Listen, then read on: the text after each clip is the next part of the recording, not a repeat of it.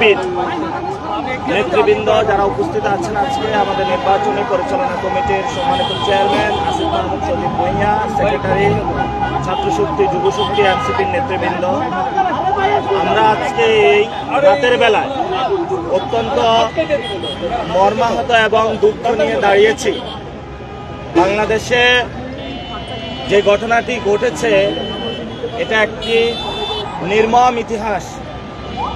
আপনারা জানেন যে 71 সালে এই ধরনের কাহিনী আমরা দেখেছি। নারীদেরকে রেপ করা, নারীদেরকে বাড়ি থেকে তুলে নেওয়া, যেই সংস্কৃতিটা, সেই সংস্কৃতির বীজ এবং রক্ত বিএনপির মধ্যে নির্বাচনের মধ্য দিয়ে ভর করেছে। কেন করেছে?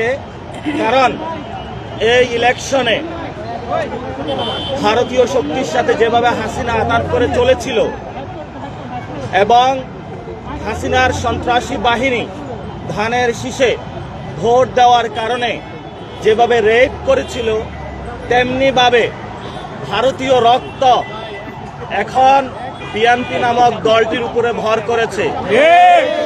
সেই জন্য তারা গণ অভ্যুত্থান থেকে গড়ে ওঠা জাতীয় নাগরিক পার্টি শাপলা-কলি প্রতীকে ভোট দেওয়ার কারণে আমাদের সম্মানিত বোনকে যেভাবে তারা দর্শন করলো, গণদর্শন, এটা বাংলাদেশে ইতিহাসে একটি নজিরবিহীন ঘটনা হয়ে থাকলো। কেন তারা করেছে? এই ইলেকশনে মা এবং বোনেরা সবাই এগিয়ে এসে দাঁড়িপাল্লা শাপলা-কলিতে ভোট দিয়েছিলেন। তারা জালেমের জুলুমতন্ত্রের বিরুদ্ধে দাঁড়িয়েছিলেন। যদি এটা অন্যায় হয়, এবং আমরা বিভিন্ন জায়গায় দেখেছি আমাদের অনেক ভাইকে খুন করা হচ্ছে, বাড়িঘর হামলা এবং মামলার মধ্য দিয়ে তাদেরকে নিয়ে যাওয়া হচ্ছে। আমরা অতি দ্রুত বাংলাদেশে নারীদের জন্য নিরাপদ একটি বাংলাদেশ চাই, যেই বাংলাদেশে ভারতীয় শক্তির নতুনভাবে আতাত গোষ্ঠী বিএনপি কোনো নারীদের উপরে ধর্ষণ তো দূরের কথা, একটি কটু কথা বলার সুযোগ পাবে না। এই জন্য বাংলাদেশের জনগণকে নতুনভাবে লড়াইয়ের আমরা আহ্বান জানাচ্ছি।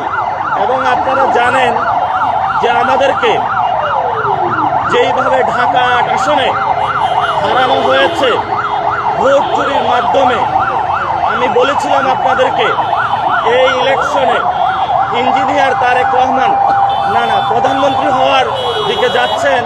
তারেক রহমান উনি যেই ধরনের ইঞ্জিনিয়ারিং করেছেন, যেটার মধ্যে এস্টাবলিশমেন্টেরও অনেকে অংশ ছিল এবং প্রশাসনেরও অনেকে জড়িত ছিল, এটা আপনারা জনগণের উপরে একটি জুলুমতন্ত্র চাপিয়ে দিলেন। আমরা শুনতে পাচ্ছি অনেক উপদেষ্টা সেফ এক্সিট নেওয়ার চিন্তা করছেন।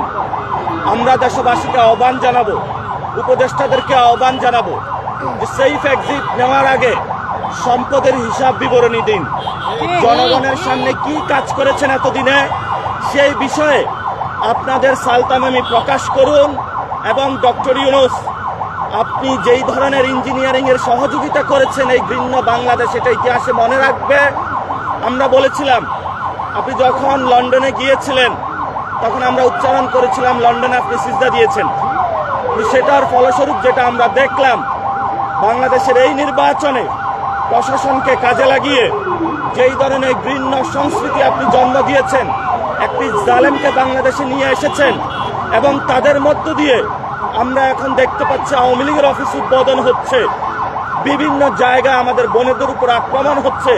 এটার জন্য আপনি ইতিহাসের কাছে দায়বদ্ধতা জায়গায় থাকবেন। আমরা কাউকে ক্ষমা করার পক্ষপাতী নই। আমরা দেখেছি এখানে ইনকিলাব মঞ্চে যখন হামলা হয়েছে, কি ধরনের জুলুম নির্যাতন আপনি তাদেরকে চাপিয়েছেন। আমরা বাংলাদেশে যখন শহীদ উসমান হাদি ভাইয়ের হত্যাকাণ্ডের বিচার চাওয়া হয়েছিল, বলা হয়েছিল ইলেকশন বন্ধের পায়তারা, ইলেকশন হয়েছে। আমরা এখানে শহীদ উসমান হাদি ভাইয়ের চত্বর থেকে বলতেছি, বাংলার জমিনে শহীদ উসমান হাদি ভাইয়ের হত্যাকাণ্ডের বিচার হতে হবে। যদি ওই হত্যাকাণ্ডের বিচার হতো, আজকে আমার বোন গণদর্শনের শিকার হতো না। বিএনপি নামক যে সন্ত্রাসী কার্যক্রম তারা শুরু করেছে দলটি, আজকে সন্ত্রাসী অ্যাক্টিভিটিজের তারা সাহস পেত না। তারেক রহমানকে বলবো, ইঞ্জিনিয়ারিং করেছেন, যথেষ্ট হয়েছে, সন্ত্রাসী কার্যক্রম বন্ধ করুন। আপনার জন্য লজ্জা, অনেকগুলা চান্দাবাদ সন্ত্রাসী দখলদার আপনি পার্লামেন্টে তাদেরকে প্রবেশ করিয়েছেন। আপনার এর প্রশ্রয়ের কারণেই তারা আজকে আমার বোনকে গণধর্ষণের জন্য সাহস পাচ্ছে। এটার জন্য আপনি দায়ী। অতি দ্রুত যদি ব্যবস্থা না নিন, আমি বাংলাদেশের মা বোনদেরকে বলবো, রাস্তায় নামুন, প্রতিবাদ করুন। আপনার বোন যে ধর্ষণ হয়েছে, এই বিচার আমরা ইনশাল্লাহ বাংলাদেশ থেকে কড়ায় গন্ডায় বুঝে নিব। সেই জন্য আমাদের যা যা প্রয়োজন প্রত্যেকটা জায়গায় আমরা প্রতিবাদ জারি রাখবো। সেই আহ্বান জানিয়ে বাংলাদেশের মানুষের কাছে আমি আমার বক্তব্য শেষ করছি। আসসালামু আলাইকুম। প্রিয় উপস্থিতি, আপনাদের সামনে এই মুহূর্তে বক্তব্য রাখবেন জাতীয় নাগরিক পার্টি এনসিপির সম্মানিত মুখপাত্র আসিফ মাহমুদ সজীব ভুঁইয়া। বক্তব্য রাখছেন আসিফ মাহমুদ সজীব ভুঁইয়া। আসসালামু আলাইকুম।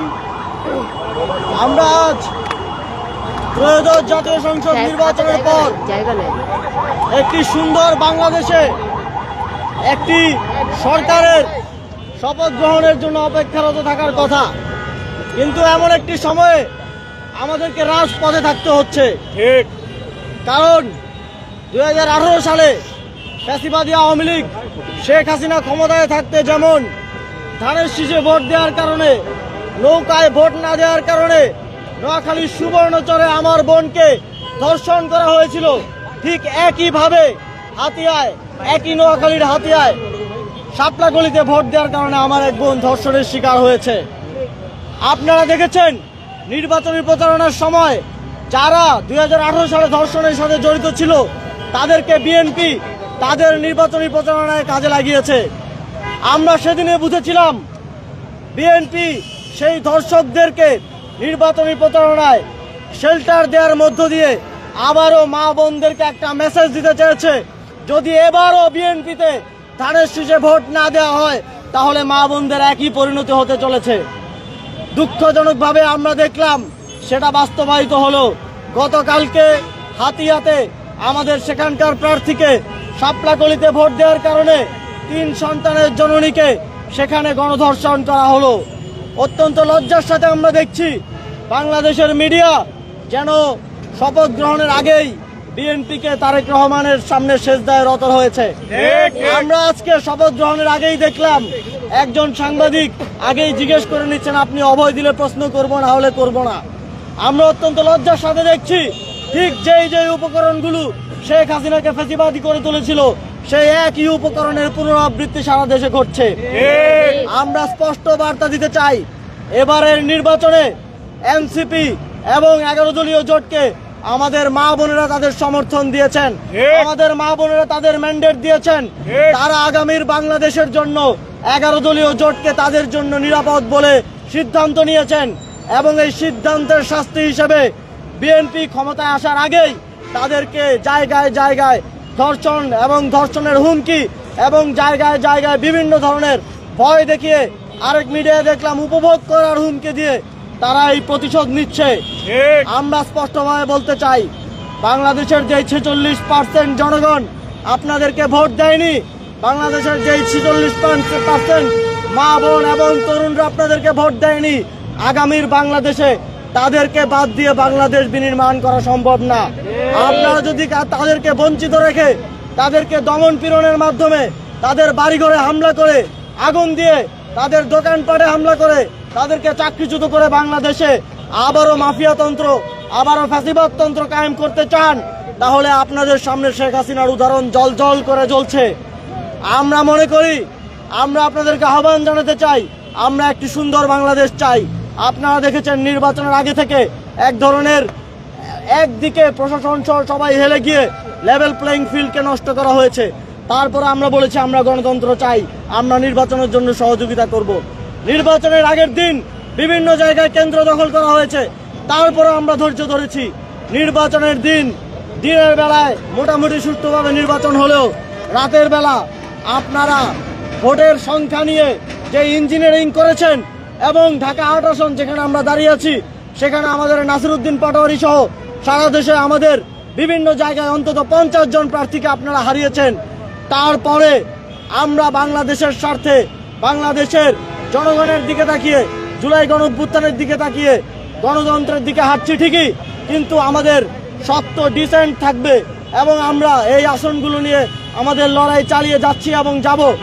তবে আমাদের আপনাদের প্রতি আহ্বান থাকবে, সারা দেশে যেই নৈরাজ্য এবং জুলুমতন্ত্র আপনারা নির্বাচিত হওয়ার সাথে সাথে শুরু করেছেন, শপথ নেওয়ার আগেই শুরু করেছেন, সেটা অবিলম্বে বন্ধ করতে হবে। এবং যারা সারা দেশে আমার ভাইদের উপরে হামলা করেছে, বাড়িঘর লুটপাট করেছে, চুরি করেছে এবং আমার বোনদেরকে ধর্ষণ করছে, হুমকি দিচ্ছে, অনেকে বলছে শপথ নেওয়ার পরে নাকি দেখে নিবে, তাদেরকে আমরা সতর্ক করতে চাই, আপনারা শেখ হাসিনার পরিণতি থেকে শিক্ষা গ্রহণ করুন। আপনারা যদি চান যে আপনাদের নেতাদেরও শেখ হাসিনার মতো পরিণতি হোক, তাহলে অবশ্যই আপনাদেরকে এই ধরনের কার্যক্রম থেকে সরে আসতে হবে এবং শপথের আগ পর্যন্ত অন্তর্বর্তীকালীন সরকার এবং শপথের পরে পরবর্তী সরকারকে আমরা তাদের বিজয়ের পরে যেই হামলা হয়েছে, যেই লুটপাট হয়েছে এবং ধর্ষণ হয়েছে, সবগুলোর বিচার নিশ্চিত করার দাবি জানাচ্ছি। আমরা শহীদ ওসমান হাদির যেই বিচার প্রক্রিয়া চলমান আছে, যেই চেষ্টা চলমান আছে, তা দ্রুত সময়ের মধ্যে বাস্তবায়ন করার দাবি জানাচ্ছি। এবং আমরা দেখছি যে একটি দল বিগত সময়ে ভারতের হাত কাঁধে নিয়ে এই দেশে মানুষের উপর জুলুমতন্ত্র ফ্যাসিবাদ চাপিয়ে দিয়েছিল।